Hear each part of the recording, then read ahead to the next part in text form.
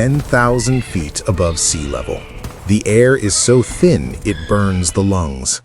The rock is ancient, cracked by centuries of freeze and thaw, polished by wind that never stops moving.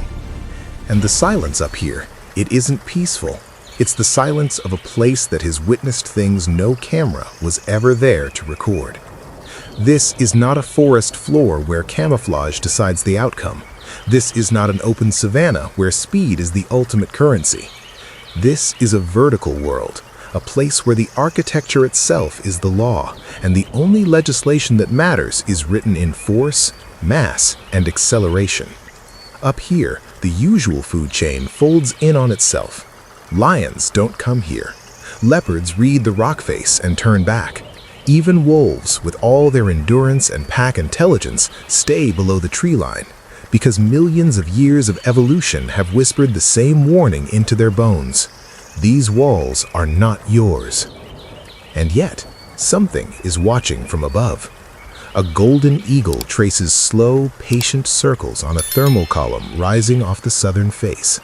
Wingspan nearly 8 feet across, each primary feather independently adjusting to micro shifts in the wind like the fingers of a hand reading Braille. Its eyes, among the sharpest optical instruments in the natural world, are locked onto a ledge 300 meters below. There, barely visible against the pale gray limestone, is a kid, 1 week old, legs still learning the geometry of the mountain. Soft, white-gray coat catching the morning light. To the eagle, the calculation looks clean. Small target, isolated, mother 15 feet away with her head down, grazing. A brief window of exposure. But the eagle is doing math with incomplete variables, and the mountain has a way of correcting those errors. What is about to unfold on this cliff face will be unlike anything the valley below has ever witnessed. A hunter will become an anchor. A mother will transform into a force of nature more formidable than the predator itself. And gravity, that silent, permanent, utterly impartial authority, will deliver a verdict that no wing, no claw, no survival instinct can overturn. This is not just a hunt. This is gravity warfare, and it begins right now. The golden eagle has ruled these skies for the better part of a decade. It has taken foxes clean off open meadows in single-pass strikes. It has knocked chamois off ledges with perfectly timed body blows. It has read wind, terrain, and prey behavior with an accuracy that borders on the mechanical. It does not make mistakes. Or rather, it has not made one yet. And that unblemished record has quietly become its greatest vulnerability. From 300 meters, the kid looks manageable. The ledge looks workable. The mother looks distracted. The eagle tilts forward, tucks its wings into a partial stoop, and lets gravity assist its descent. It accelerates smoothly through 60, then 70, then pushing 80 miles per hour, a controlled, near-silent dive that collapses the distance between predator and prey in a matter of seconds. There is no wasted energy in this approach. No hesitation, only the clinical execution of a technique refined over thousands of hunts. The talons connect with the kid's back with a force that echoes off the rock face like a rifle shot. They lock immediately. The eagle's grip reflex is involuntary, as automatic as a blink. In the open sky, this is the moment of dominance. This is where the prey goes limp from shock, where the weight becomes manageable, where the predator climbs way clean. But this is not the open sky. This is a 4-inch ledge at 10,000 feet, and the kid, 40 pounds of bone, muscle, and blind panic, does not go limp. It screams, digs its hooves into the crumbling limestone, and pulls in every direction at once. The eagle beats its wings hard, trying to generate lift, trying to muscle through the problem the same way it always has. But 40 pounds on an uneven surface with a panicked animal fighting the grip rather than surrendering to it is not a problem that wing power alone can solve. For the first time in perhaps its entire life, the eagle is not gaining altitude. It is fighting to stay level. The kid's cry tears across the face of the mountain like a crack in glass. She is moving before the sound fully registers, before conscious thought has even assembled itself into a plan. The body acts first. That is what maternal instinct is at its neurological core. Not a decision, a reflex so deep it bypasses every layer of hesitation the brain might otherwise introduce. She crosses the 15 feet of ledge between them in under 2 seconds. Mountain goats are not what they appear. Their slender legs are mechanical masterpieces, tendons calibrated like suspension cables, hooves with hard outer edges for grip, and concave centers that create suction against rock, dew claws that act as emergency brakes on near vertical descents. Their skeletal density rivals animals twice their size. Their center of gravity sits low and forward, optimized for exactly this kind of terrain. What looks fragile is, beneath the surface, forged for the harshest engineering environment on the continent. And right now, every pound of that engineering is accelerating toward a golden eagle that has not yet understood what it has walked into. She arrives in full momentum, not a push, a ram.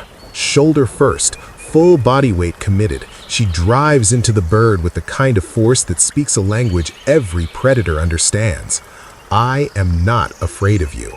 I am afraid of losing this. The eagle's wings fold awkwardly against the rock face. Its body torques sideways, its talons still locked, still refusing to release, because release mid-struggle is not in the instinctual vocabulary. Drag the kid with it as the bird is pinned against the limestone. The eagle's head twists toward her. The golden eyes are wide. This was not in the calculation. She hits it again and again. She is not performing a strategy. She is not assessing risk. She has moved to a place beyond strategy, beyond risk assessment, beyond every biological imperative except one. Like the warthog mother who turns on a leopard 3 times her mass. Like the eagle hen who breaks her own wing positioning to shield her nest from a hawk. This goat is operating in that singular, terrible register where the cost of stopping is simply unthinkable. The ledge has been listening to all of this, and now it speaks. The outer edge, already compromised by the season's repeated freeze-thaw cycles, already fractured beneath the surface in ways no eye could detect, begins to disaggregate under the combined chaotic weight of the struggle. Small pieces first, then a larger section shifts, tilts, and separates from the face.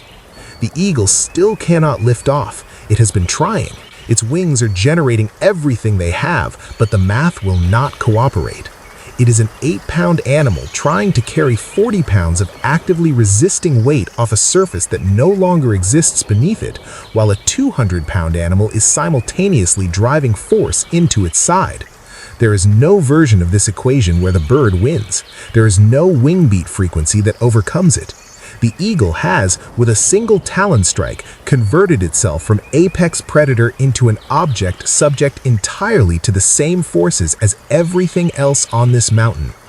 Gravity does not rush. It does not escalate. It simply applies its constant, merciless pull to every pound of every body in this entanglement. Eagle, kid, mother, and the crumbling shelf of limestone. And it waits for the ledge to finish making its decision. The ledge decides. They go over together. All of them. It is a sight that freezes the mind. A golden eagle, wings spread against the rock face in one last desperate attempt at purchase, rotating slowly outward against the vast gray canvas of the cliff. A kid, limp now in the locked grip. And the mother, whether she jumped to maintain contact, whether the ledge gave way beneath her, whether she simply would not release the pressure into open air, falling alongside them, parallel to the cliff face, falling through the thin, cold, indifferent air of 10,000 feet. The eagle's wingspan becomes, at this point, nothing more than a drag brake. It cannot climb. It can only slow the inevitable by fractions of a second. Like the moment a hippo's jaw closes on a predator that entered the wrong water, the blow that arrives when a boundary is crossed that should never have been crossed, the base of the cliff makes no distinctions between hunter and hunted. The mountain goes silent. There are no celebrations at the bottom of a cliff, no victor's call echoing off the rock, only wind and the faint sound of loose stones still settling. The eagle, that magnificent, arrogant, decade-old king of the thermals, paid the price that overconfidence always collects eventually. It arrived at this ledge with a predator's certainty and left it as a physics problem it could not solve. It locked its talons into 40 pounds of weight it could not lift, on a surface it could not dominate, against a maternal force it had no evolutionary framework to anticipate. For all its power, for all its precision and experience, it was not prepared for a mother who had already decided that the void was preferable to retreat. The mother is gone, and this is where the story stops being spectacular and becomes something quieter, heavier, and more honest. She didn't survive the fall. Her sacrifice did not come with a guaranteed outcome attached to it. That is the part that the mountain doesn't soften for anyone. There are no promised results up here. There is only the willingness to pay the price, and the mountain recording, without comment, whether it was enough. Gravity is not cruel. Cruelty requires intent. Gravity simply is, consistent, universal, and completely indifferent to the difference between predator and protector. It has been enforcing these verdicts on this cliff face for 10,000 years. It will enforce them for 10,000 more. You just watched the full, unfiltered equation of life at altitude: predator, prey, mother, and the one force on this mountain that answers to nothing.